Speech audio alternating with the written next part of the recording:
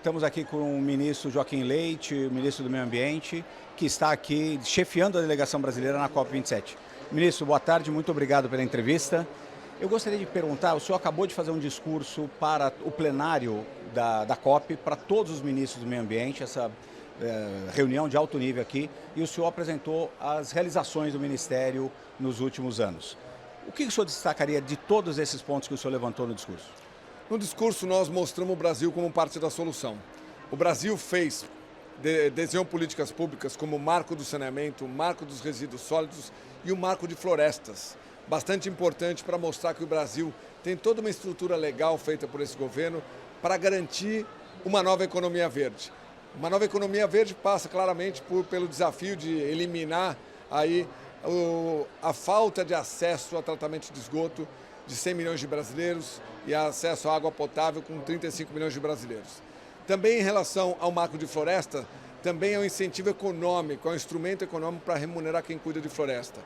E deste marco legal que a gente fez, que é o Programa Floresta Mais de pagamento por serviços ambientais, o Floresta Mais Carbono e a CPR Verde, é que surgiu a OPEP Verde de Floresta Nativa junto com a Indonésia e Congo.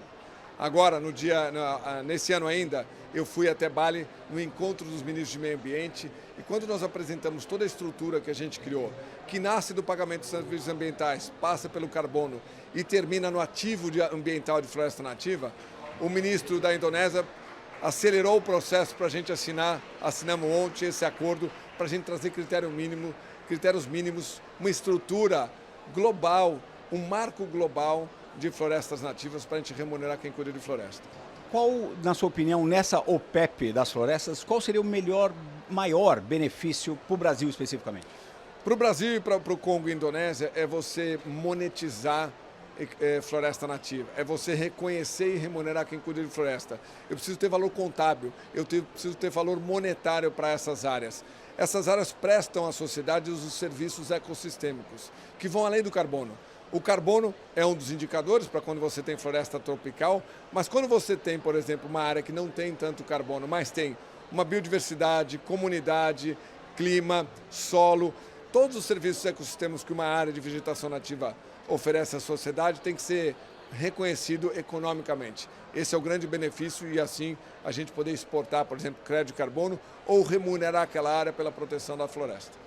Falando em florestas e proteção da floresta, o senhor se encontrou hoje com 3 governadores da Amazônia Legal. Sim. O que vocês trataram? Chegaram, assinaram alguma coisa? Teve algum entendimento? Qual foi o ponto da conversa? O consórcio da Amazônia Legal está aqui junto conosco. Nós estamos atuando exatamente para mostrar o potencial dessa política pública, desses marcos legais. A gente conversou com os governadores, a preocupação deles, como é a nossa, é como a gente traz uma regra que remunere a área de reserva legal e preservação permanente também, porque todo hectare de vegetação nativa presta um serviço ecossistêmico à sociedade, independente da legislação mais rigorosa brasileira, especialmente na Amazônia, onde você tem que proteger 80% da área. Essa área 80% protegida tem que ser remunerada de alguma forma, e é essa estrutura que nós estamos trazendo junto com a Indonésia e Congo para mostrar ao mundo que, independente do Código Florestal brasileiro, a linha de base deveria ser todo hectare, toda a área de vegetação nativa ser reconhecida e remunerada. Então é esse o alinhamento que nós temos com o consórcio da Amazônia. Uma pergunta, o presidente eleito Luiz Inácio Lula da Silva está visitando aqui a COP também, vai estar aqui amanhã e depois. Um dos pontos que os aliados dele têm falado muito é que essa visita dele seria uma sinalização política que o Brasil está de volta às negociações climáticas. Como é que o senhor avalia essa observação deles? Eu avalio o seguinte, o Brasil criou o mercado de carbono global junto com 194 países. O Brasil foi o protagonista para a criação do mercado global na COP 26, ano passado em Glasgow. O Pacto de Glasgow teve a participação proativa do Brasil. E é só você olhar a carta que eu recebi do presidente Alok Sharma, que é o presidente da COP do ano passado, para você ver como nós participamos e como foi o protagonismo brasileiro que criou esse mercado, senão nós não teríamos o mercado global de carbono. Além disso, na Conferência dos Oceanos, nós apresentamos uma proposta do Brasil que, junto com mais, acho que 94 países, criou uma espécie de acordo do clima para lixo, resíduo plástico, especialmente nos oceanos. O Brasil foi protagonista dessa proposta também. Nós temos uma equipe do Itamaraty e do Ministério do Meio Ambiente atuando proativamente, sendo protagonista em várias ações. Esses são 2 exemplos dela. E nós aqui estamos atuando agora com essa OPEP de florestas nativas. É um grande exemplo também para o mundo, como a gente pode trabalhar de forma multilateral. O Brasil sempre teve a mesa como protagonista e continuamos com alguns exemplos. Eu te dei alguns exemplos, eu posso te dar outros. Recicla Mais, nós criamos um crédito de reciclagem para, por exemplo, fazer com que você dê valor às embalagens, a embalagem de plástico e vidro, e assim criar uma nova economia verde circular de reciclagem. O Brasil é exemplo no Campo Limpo, defensivos agrícolas são reciclados, as embalagens são recicladas em 94%. Em segundo colocado vem a França e a Alemanha com 70% e depois Estados Unidos com 30%. O Brasil é um grande exemplo de ações e o governo federal tem levado essas ações para os outros países para a gente mostrar que dá para fazer mais, especialmente em temas como reciclagem. E aí, claro, o marco do saneamento e o marco dos resíduos sólidos são exemplos, por exemplo, para a América Latina.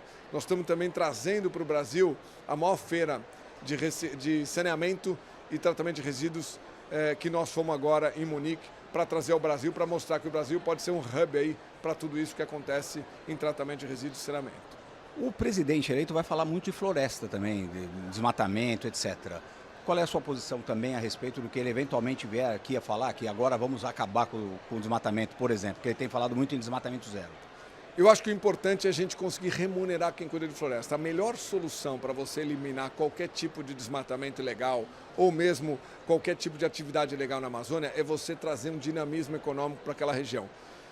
Através de infraestrutura para a região, é assim que você traz o dinamismo. Comunicação, o 5G já chegou na Amazônia, o ministro Fábio Faria inaugurou numa escola o 5G, que vai atender todas as escolas da Amazônia.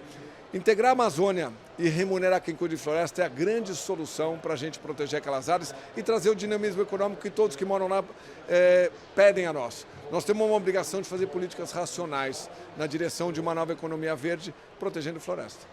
Obviamente o senhor está aqui liderando a delegação brasileira, está participando das negociações, são negociações duras, não se espera lá grandes novidades em termos de resoluções, né? Mas o que o senhor espera que saia aqui da COP27? Qual é os principais pontos que o senhor tem esperança que a gente possa progredir no combate às mudanças climáticas? O Brasil, como negociador, o meu posicionamento é o seguinte: nós vamos continuar pressionando os países desenvolvidos a financiar de forma robusta os países em desenvolvimento. Claro que você já tem números aí de 2 trilhões de dólares para fazer essa transição. A gente precisa de muito recurso para isso, para mitigação, adaptação e compensação de perdas e danos. Eu acredito que nós vamos trazer também uma proposta de uma forma mais racional de aplicação desses recursos. O grande desafio é que quando você recebe esse recurso, como ele chega no chão. E ele não tem tido eficiência para chegar no chão. O que o Brasil está propondo é que via setor privado você acelere, por exemplo, as eólicas offshore aqui que nós temos como oportunidade, uma vez que o nosso stand aqui é o stand das energias verdes. Eólica, solar, biomassa, tudo isso pode ser acelerado com financiamento climático. Renovação de frota, pouca gente fala disso. A gente vai, no meu discurso, eu deixei claro a importância de uma política racional e não utópica. Renovação de frota, o Brasil tem 900 mil veículos, caminhões com mais de 30 anos. Numa frota de 2,5 milhões, nós temos aí 25 milhões de veículos leves com mais de 10 anos, numa frota de 45 milhões, quase 50%. E eu tive a oportunidade de passar pelo Cairo vindo para cá. Esse não é um desafio brasileiro, é um desafio global. Então, se a gente pegar refinanciamento climático e incentivar uma renovação de frota e não buscar carros ultramodernos, a gente tem que olhar um pouco a característica do Brasil e por isso que o Brasil é um protagonista. Porque a gente tem um pouco das características, a gente tem carros ultramodernos no Brasil, 100% elétrico, mas a gente tem veículos com mais de 30 anos. Eu acho que trazer políticas... Que poluem uma barbaridade. Que poluem e que deixam um resíduo para a natureza gigantesco, para a saúde pública. Tem vários benefícios que uma política racional traz. Por exemplo, o que é incentivar a indústria automobilística, renovando frota. Essa renovação de frota, para nós, seria muito benéfica. E a gente trouxe, no meu discurso, eu trouxe isso para o mundo olhar para isso. O mundo olha demais para os veículos a célula hidrogênio, 100% elétrico. É uma característica que isso vai acontecer, eu acho que o Brasil vai aproveitar disso tudo, mas a gente, como política pública, tem que ser racional e fazer uma política de renovação de frota global. Aonde estão os veículos da Europa e dos Estados Unidos? Provavelmente no interior do México, na América Latina, na África. Isso não é política global. Política global é você olhar aonde aquele veículo está poluindo hoje, qual o destino dele, e a gente fazer uma renovação de frota de uma forma sustentável, por uma nova economia verde global.